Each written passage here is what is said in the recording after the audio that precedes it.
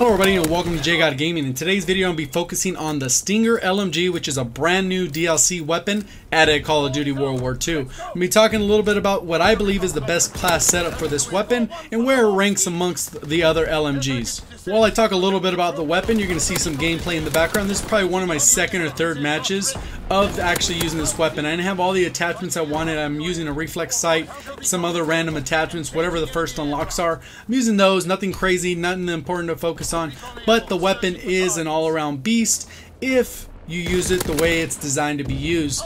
And the way it's designed to be used is very much like the Bren. You got to have those long sight lines because it does have a quick time to kill, especially if you can land those two shots back to back without missing a bullet. When it comes to LMGs, you got to have the weapon dictate your playstyle, not your playstyle dictate the weapon. What I mean by that is there's a couple different classes of LMGs that I'd refer to as semi-mobile and non-mobile. This is a non-mobile LMG. A mobile LMG is like the MG15 or even the Lewis if you know how to use it the right way. The rate of fire has to be high enough so that you can hit people at close range without just pray and spray. That's not your formula. It should be a faster rate of fire so you can actually hit your shots.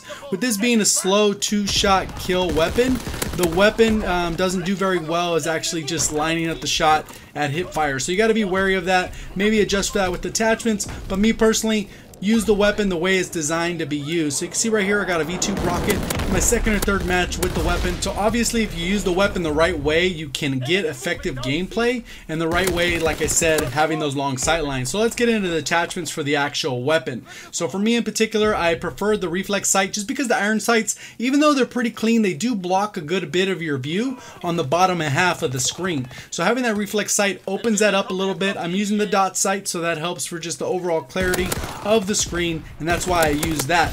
This already has a base 80 magazine, so having extended mags only gets you extra 20 bullets. In my opinion, it is not worth it. You can use it for another attachment. The other attachment I decided to go with was grip and rapid fire. Rapid fire is a non-negotiable, I think, for this weapon. Since the time to kill is pretty fast, you got to land those shots. The rapid fire does boost up the time to kill a little bit to make it a little bit faster. So let's go ahead and review that class setup again. I'm using grip with a rapid fire and a reflex sight. And like I said, you could swap out extended mags for that grip if the recoil is not an issue.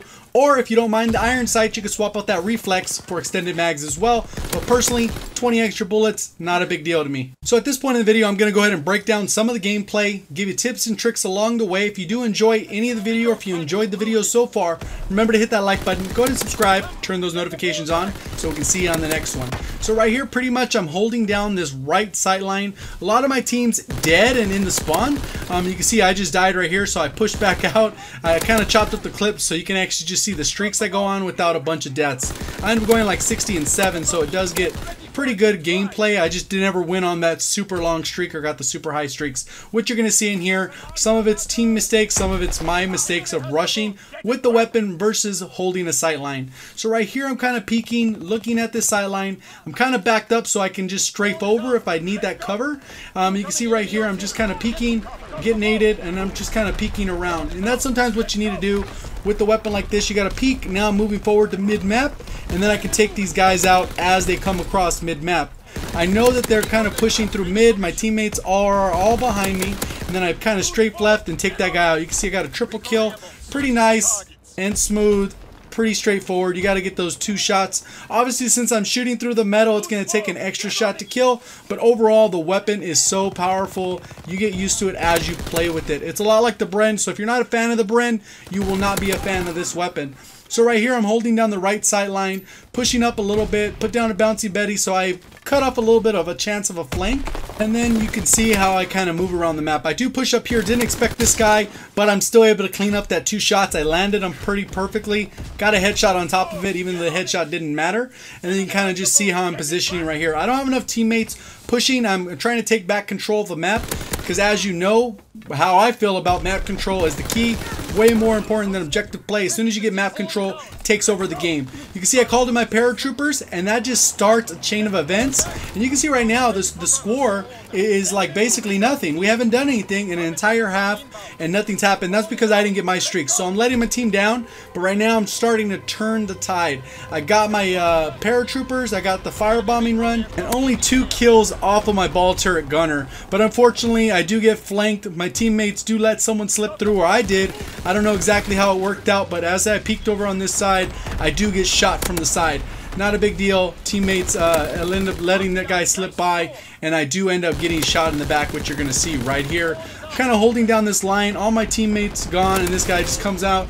And like I said, that weapon does not excel at that range, so I should have probably moved back a little bit further so I could actually perform the way I was supposed to. So what you're going to see is now the scoring is just ridiculous. These carpet bombing runs are shutting them down. They're going to start leaving the match. Paratroopers coming in. Now I'm pushing the spawn because it doesn't even matter at this point.